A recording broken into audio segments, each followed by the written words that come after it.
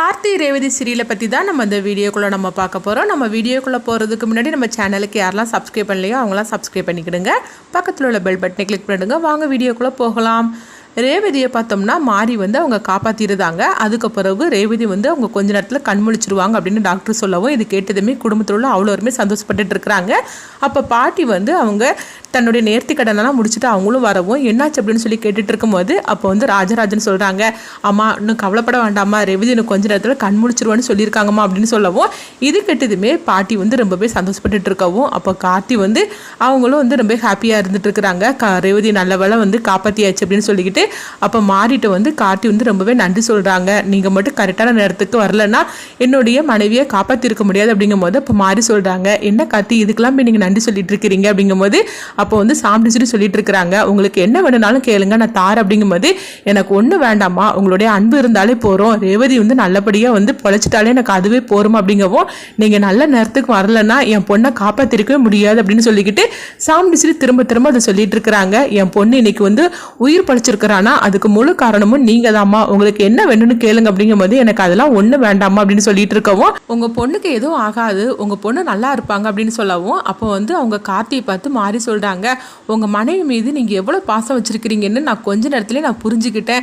ஏன்னா தன்னுடைய மனைவியை காப்பாற்றணும்னு சொல்லிட்டு நீங்கள் எவ்வளோ பெரிய ரிஸ்க் எடுத்துருக்கிறீங்கன்னு எனக்கு நல்லாவே தெரிஞ்சிச்சு. நீங்கள் அந்த அளவுக்கு உங்கள் மனைவி நேசிக்கிறீங்க அப்படின்னு கார்த்திகிட்ட சொல்லவும் அப்போ பாட்டி சொல்லிட்டு இருக்கிறாங்க, ஆமாம் பொறுவு என் பேரனுக்கு என் பேத்தி மேலே காதல் இல்லாமல் இருக்குமா என்ன அப்படின்னு சொல்லிட்டு இருக்கும்போதே உடனே பாட்டியை பார்த்து அவங்க சொல்கிறாங்க, ஆமாம் பாட்டி தன்னுடைய மனைவி மேலே அவர் எந்த அளவுக்கு லவ் வச்சிருக்கிறாருன்னு நான் கொஞ்ச நேரத்தில் நான் புரிஞ்சுக்கிட்டேன். உண்மையிலேயே ரேவதி ரொம்பவே கொடுத்து வச்சவங்க அப்படின்னு சொல்லிட்டு சரி நான் கிளம்புறோமா அப்படின்னு சொல்லிட்டு அவங்க கிளம்பி போகிறாங்க.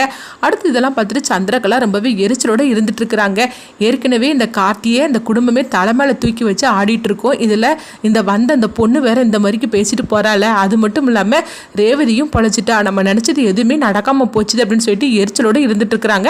அடுத்து பார்த்தோம்னா சிவனாண்டி அவங்க சந்திரகலாவுக்கு ஃபோன் பண்ணுறாங்க, என்ன சந்திரா என்ன ஆச்சுது அப்படின்னு சொல்லி கேட்டுட்டு இருக்கவும் எல்லாம் நல்ல மாதிரிக்கு முடிஞ்சு போச்சுது, இந்த கார்த்தி இந்த குடும்பம் தூக்கி வாரியை கொண்டாடிட்டு இருக்குது தலைமையில வச்சு அப்படின்னு சொல்லிட்டு இருக்கவும் ஏற்கனவே கேட்டுட்டு இருக்க வேண்டாம் இதில் இது வேறையா அப்படின்னு சொல்லிட்டு இருக்கும்போது இதை பார்க்கும்போது எனக்கு எவ்வளோ எரிச்சலாக இருக்குது தெரியுமா, ரேவதி பொழைக்க மாட்டா, அதோட இந்த கார்த்தியும் வீட்டை விட்டே அனுப்பி விட்டலான்னு சொல்லிட்டு நம்ம ஒரு திட்டத்தை போட்டு வச்சிருந்தோம்னா இந்த ரேவதியும் காப்பாற்றிட்டான், அதே மாதிரிக்கு இந்த கார்த்தியால தான் ரேவதி பொழைச்சிட்டான்னு சொல்லிட்டு எல்லாருமே கார்த்தியை தலைமையில வச்சு கொண்டாடிட்டு இருக்கிறாங்க. இதை பார்க்கறதுக்கே எனக்கு எரிச்சலாக இருந்துட்டு இருக்குங்க அப்படின்னு சொல்லிட்டு இருக்கவும் ஒரு வேலையை ஒழுங்காக செய்றீங்களா, அந்த மாரியை மட்டும் நீங்கள் இன்னும் கொஞ்ச நேரத்துக்கு நீங்கள் அடைச்சி வச்சிருந்தீங்கன்னா ரேவதியை காப்பாற்றிருக்கவே முடியாது, அதோட அவள் கதை முடிஞ்சிருக்கும். ஆனால் இந்த மாதிரிக்கு நடந்து போச்சு அப்படிங்கவும் நான் என்ன பண்ணுறதுக்கு சந்திரா அப்படின்னு சொல்லும் போது மாய கதையை முடிச்சாலா அவளும் அறகுறையாக முடிச்சு வச்சுட்டு போயிட்டா, இப்படி எல்லாருமே சொதப்பிட்டீங்களே அப்படின்னு சொல்லவும் நம்மளுக்கு கிடைச்ச நல்ல வாய்ப்பை இப்படி பயன்படுத்திக்காமல் விட்டுட்டீங்களே அப்படின்னு சொல்லிட்டு சந்திரகலா எரிச்சலோட இருக்கிறாங்க.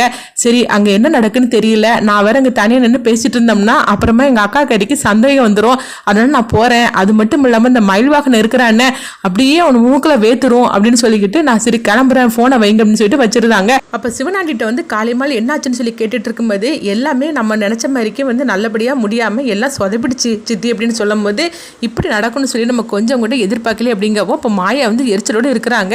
இந்த ரேவதியை பொழைக்க மாட்டா, எப்படியாவது கதையை முடிச்சலான்னு சொல்லி பார்த்தோம்னா இப்படி நடந்து போச்சுதே, அந்த டிரைவர் பையன் இருக்கிற வரைக்கும் அந்த குடும்பத்தை நம்மளால எதுவுமே நம்ம செய்ய முடியாது அப்படிங்கும்போது இப்போ காளிமாலும் சொல்கிறாங்க, ஆமாம் ஃபர்ஸ்ட் இந்த டிரைவர் பையில நம்ம அந்த குடும்பத்தை விட்டு பிரிக்கணும் அப்படிங்கவும் அது எப்படி முடியும், நம்மளும் என்னென்னமோ செஞ்சுட்டோம் ஆனாலும் ஒன்றும் செய்ய முடியல அப்படிங்கும்போது அந்த கார்த்தி யாருங்கிற உண்மையை சாம்பிடிச்சிக்கிட்ட நம்ம கண்டுபிடிச்சி கொடுத்துட்டோம்னா அதோட அவன் கதை முடிஞ்சு போயிடும், அவளே வீட்டை விட்டு துரத்தி விட்டுரும் அப்படிங்கவும் நானும் சந்திரகலாவும் அந்த சாம்பிடிச்சிரிக்கு தெரியப்படுத்துறதுக்காக எவ்வளவோ நாங்களும் செஞ்சுட்டோம். ஆனால் கடைசியில் அந்த கார்த்தி பையன் தப்பிச்சிருந்தானே, ஒவ்வொரு கட்டத்துலேயும் அவன் சாம்பிடிச்சிக்கிட்ட சிக்காமலாம் அவன் தப்பிச்சிட்டு இருக்கிறான் அப்படிங்கவும் அவன் லேஸ்பட்டவன் கிடையாது, அவன் ஜகஜால கில்லாடியாக்கும் அப்படின்னு முத்துவேல் சொல்லிட்டு இருக்கவும் ஆமாம் இவர் வேற சர்டிஃபிகேட் வேற கொடுத்துட்டு இருக்கிறார் அப்படின்னு சொல்லிட்டு காளிமான் திட்டிட்டு இருக்கிறாங்க. அடுத்தது இந்த கார்த்தியை எப்படியாவது சாம்பிடிச்சிரிக்கிட்ட யாருன்னு சொல்லி மாட்ட வச்சுட்டோம்னா போகிறோம், சாம்பிடிச்சிரி அவனை வீட்டை விட்டு துரத்தி விட்டுருவா, அது எப்படி சித்தி முடியும் அப்படிங்கும்போது நம்ம முடிச்சு காட்டணும், எப்படியாவது சாம்பிடிச்சிரிக்கிட்ட அந்த கார்த்தி யாருங்கிற உண்மையை நம்ம கண்டுபிடிச்சு அவள் நேரடியாக நம்ம ஆதாரத்தோட நம்ம எப்படியாவது செய்யணும் அப்படிங்கிறாங்க. அடுத்து பார்த்தோம்னா ரேவதி கண் முழிச்சிருந்தாங்க. அப்போ நர்ஸ் டாக்டர்கிட்ட சொல்லவும் உன்னை டாக்டர் செக் பண்ணி பார்க்குறாங்க. அப்போ அவங்க குடும்பத்தில் எல்லாத்திட்டையும் சொல்கிறாங்க, ரேவதி கண் முழிச்சிட்டாங்க, நீங்கள் போய் பாருங்கள், அவங்கள டிஸ்டர்ப் பண்ணாதீங்க அப்படின்னு சொல்லவும் டிஸ்டர்ப் பண்ணாமல் அவங்கள போய் பார்த்துட்டு வாங்க அப்படிங்கவும் எல்லாரும் சந்தோஷத்தோடு வராங்க. அப்போ ரேவதி எல்லாரையும் பார்க்குறாங்க. பார்த்ததுமே பாட்டி வந்து பார்த்தோம்னா ரேவதிக்கு அவங்க விபூதி பூசி விட்றாங்க. உனக்கு ஒன்றும் ஆகாதுமா அப்படின்னு சொல்லிட்டு இருக்கவும், நீ நீண்ட நாயில் நல்லபடியாக நீ வாழ்வ, உனக்கு ஒரு பிரச்சனையும் வராது அப்படின்னு சொல்லிட்டு இருக்கும்போதே உடனே வந்து கார்த்தி வந்து அவங்க ரேவதியை பார்த்துட்டு அவங்க கண்கலங்குறாங்க. அப்போ சாமுண்டீஸ்வரி வந்து சொல்கிறாங்க, எங்களெல்லாம் கொஞ்ச நேரத்தில் நீ பயமுறுத்திட்டிய ரேவதி அப்படிங்கவும், மாப்பிள்ளை மட்டும் இல்லைன்னா என்ன நடந்திருக்குமோ தெரியல, நினச்சாலே பயமாக இருக்குது அப்படிங்கும்போது, அதுதான் ஒன்றும் ஆகலைல்ல, நீ எதுக்காக வந்து அதை பற்றி நீ பேசிகிட்டு இருக்கிற சாமுண்டீஸ்வரி அப்படின்னு ராஜராஜன் வந்து சொல்லிட்டு இருக்கும் போது, அப்போ உடனே ரோஹிணி மயில்வாகனை எல்லாருமே பேசிட்டு இருக்கவும், அப்போ ரேவதி வந்து கார்த்தியை பார்த்துட்டு இருக்கிறாங்க. அப்போ வந்து சாமுண்டீஸ்வரி சொல்றாங்க, ரேவதி இன்னைக்கு நீ உயிர் பழைச்சிருக்கிறனா அதுக்கு கார்த்தி மாப்பிள்ள தான் காரணம். அவர் மட்டும் கரெக்டான இடத்துல மாறி அழைச்சிட்டு வரலன்னா என்ன நடந்திருக்குமோ தெரியல, நினச்சாலே பயமாக இருக்குது. ஆனால் கண்டிப்பாக வந்து நீ இல்லைன்னா நான் வந்து உயிரோடையே இருந்திருக்க மாட்டேன் அப்படிங்கும்போது, என் பொண்ணுங்களுக்கு ஏதாவது ஒன்று ஆச்சுன்னா என்னால் தாங்கிக்கவே முடியாது அப்படிங்கவும், உடனே வந்து ராஜராஜன் சொல்கிறாங்க, எதுக்குமா நீ இப்போ அதெல்லாம் பேசிகிட்டு இருக்கிற, அவள் தான் கண் முழிச்சிட்டாளா, ஒன்றும் ஆகாது அப்படின்னு சொல்லவும், அப்போ பாட்டி வந்து சொல்லிட்டு இருக்கிறாங்க, உனக்கு நீண்ட ஆயுள் இருக்கு ரேவதி, இனிமேல் உன்னை யாராலும் எதுவும் செய்ய முடியாது, நீயும் என் பேரனும் சந்தோஷமாக நீங்கள் வாழ போகிறீங்க, உங்களுக்கு அடுத்த வருஷத்துக்குள்ளே ஒரு குழந்தை நல்லபடியாக பிறக்கும், என் முருகனே வந்து உங்கள் வயிற்றில் பிறப்பான் உன் வயிற்றில் அப்படின்னு சொல்லிட்டு அவங்க வந்து ஆசீர்வாதம் பண்ணிகிட்டு இருக்கவும், அப்போ அடுத்து பார்த்தோம்னா ரேவதி வந்து கார்த்தி இப்படி சொன்னதுமே பார்த்துட்டு இருக்கும்போது, அப்போ மயில்வாகனை சொல்கிறாங்க, சரி டாக்டர் தான் வந்து எல்லாரும் இருக்கக்கூடாதுன்னு சொன்னாங்களா, நம்ம தான் ரேவதியை பார்த்துட்டோம்ல, கார்த்தியும் ரேவதி கொஞ்சம் தனியாக இருக்கட்டும், வாங்க நம்ம போகலாம் அப்படின்னு சொல்லவும், ஆமாம் அப்படின்னு சொல்லிட்டு எல்லாருமே வந்து கிளம்புறாங்க, வெளியே போகிறாங்க.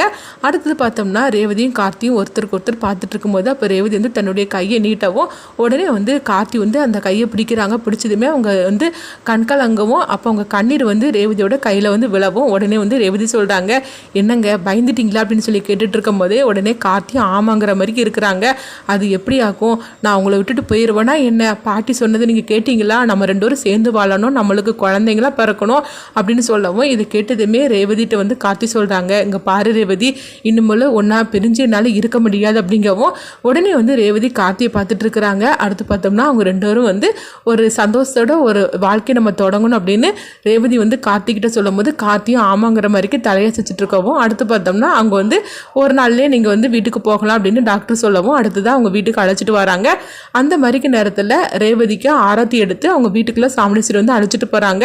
நம்ம வீட்டில் வந்து நிறைய திருஷ்டி இருக்குது, அந்த திருஷ்டியெல்லாம் தான் இந்த மாதிரி நடந்திருக்குது, இன்னும் என் பொண்ணுங்களுக்கு எதுவும் நடக்கக்கூடாது அப்படின்னு சொல்லிக்கிட்டு அவங்க வந்து திருஷ்டி சுற்றி போட்டு அவங்க வீட்டுக்குள்ளே வந்து அழைச்சிட்டு போகவும், அடுத்ததான் பார்த்தோம்னா நீ போய் ரெஸ்ட் எடு ரேவதி அப்படிங்கும்போது, மாப்பிள்ளை ரேவதியை கூட்டிகிட்டு போங்க அப்படிங்கவும், அப்போ கார்த்தி வந்து ரேவதியை கூட்டிகிட்டு போகும்போது உடனே ரேவதி வந்து அவங்க கார்த்தியோட கையை பிடிச்சிட்டு சந்தோஷமாக போகிறாங்க ரூமுக்குள்ளே. அடுத்தது பார்த்தோம்னா இங்கே சாமுண்டீஸ்வரி தான் காட்டுறாங்க. சாமுண்டீஸ்வரிக்கு திவ்யா வந்து ஃபோன் பண்ணுறாங்க. உடனே திவ்யா வந்து, மேடம் உங்களை நான் அவசரமாக பார்க்கணும் அப்படிங்கும்போது, என்னாச்சுது நான் கேட்ட விஷயம் என்னாச்சு அப்படிங்கும்போது, அதை பற்றி பேசுறதுக்காக தான் நான் அவங்கள வர சொல்கிறேன் அப்படிங்கவும், உடனே வந்து சரின்னு சொல்லிட்டு சாமுண்டீஸ்வரி அங்கேருந்து கிளம்புறாங்க. அப்போ வந்து ராஜராஜன் கேட்டுட்டு இருக்கிறாங்க, எங்கே சாமுண்டீஸ்வரி எங்கே கிளம்பிட்டு அப்படிங்கும்போது, எனக்கு ஒரு முக்கியமான வேலை இருக்குது நான் போயிட்டு வந்துடுது அப்படிங்கும்போது, எங்கே அப்படின்னு சொல்லி கேட்டுட்டு இருக்கவும், நான் வந்து சொல்கிறேன்னு அப்படின்ட்டு சாமுண்டீஸ்வரி வந்து கிளம்புறாங்க. அடுத்து பார்த்தோம்னா திவ்யாவை தான் காட்டுறாங்க. திவ்யா பார்க்கறதுக்காக சாமுண்டீஸ்வரி வந்து போகவும், அப்போ அவங்க என்னென்னமோ நினச்சிட்டு இருக்கிறாங்க, கார்த்தி பற்றி சொல்கிறதுக்காக தான் திவ்யா வந்து நம்மளை கூப்பிட்டுருக்குறாங்க, என்ன நடக்க போதோ தெரியலையே, கார்த்தி யாருன்னு ஒன்றும் புரிய மாட்டேங்க அப்படின்னு சொல்லிட்டு இருக்கும்போது, அப்போ உடனே வந்து இந்த சந்திரகலாவை தான் காட்டுறாங்க. அக்கா எங்க அவசரமா கிளம்பி போறா, எங்க போறான்னு தெரியலையே, முன்னாடிலாம் நம்மகிட்ட சொல்லாம போக மாட்டா, ஆனா இப்ப நம்மகிட்ட எதுவுமே அவ சொல்லிக்கவே மாட்டுக்கிறா அப்படின்னு சொல்லிட்டு இருக்கவும், ஏதோ ஒரு முக்கியமான விஷயத்துக்காக தான் போற மாதிரி தெரியுது, ஆனா என்னன்னு தெரியல அப்படின்னு சொல்லிட்டு சந்திரகலா வந்து நினைக்கவும், உடனே சிவனாண்டி கிட்ட இந்த விஷயத்தை பத்தி சொல்றாங்க. அக்கா இப்பதாங்க கிளம்பி போயிட்டு இருக்கிறா, அவ எங்க போறான்னு கொஞ்சம் ஃபாலோ பண்ண முடியுமான்னு சொல்லி கேட்டுட்டு இருக்கவும், நானும் அங்கதான் இருக்கிறேன், இந்த உங்க அக்கா இப்பதான் போறா, அந்த கார் வந்து போயிட்டு இருக்குது அப்படின்னு சொல்லும் போது, சரி அவ எங்க போறான்னு ஃபாலோ பண்ணுங்க, எனக்கு என்னமோ வந்து ஏதோ ஒரு முக்கியமான விஷயத்துக்கு தான் போகிற மாதிரி தெரியுது, அதனால தான் யாருக்கிட்டையுமே அவள் சொல்லாமல் போயிட்டு இருக்கிறா, என்னன்னு சொல்லி கொஞ்சம் பாருங்க அப்படிங்கவும், உடனே சிவனாடியும் சரின்னு சொல்லிட்டு சாமுண்டீஸ்வரி அவங்க ஃபாலோ பண்ணுறாங்க.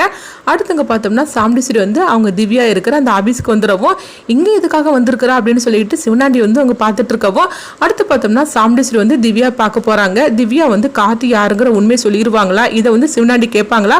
சாமுண்டீஸ்வரிக்கு கார்த்தி யாருங்கிற உண்மையை திவ்யா சொல்லிட்டாக்கி, அதுக்கப்புறமா ஒரு பெரிய ருத்ரதாண்டவமே நடக்க போகுது வீட்டில். அதனால என்ன நடக்க போகுது அடுத்து பார்த்தோம்னா, சிவனாண்டி இது கேட்டதுக்கு அப்புறமா அவங்க ஆசைப்பட்டபடியே கார்த்தியை வீட்டை விட்டு சாமுண்டீஸ்வரி துரத்தி விட்டுருவான்னு சொல்லி சந்தோஷப்பட்டுட்டு இருக்கிறாங்க.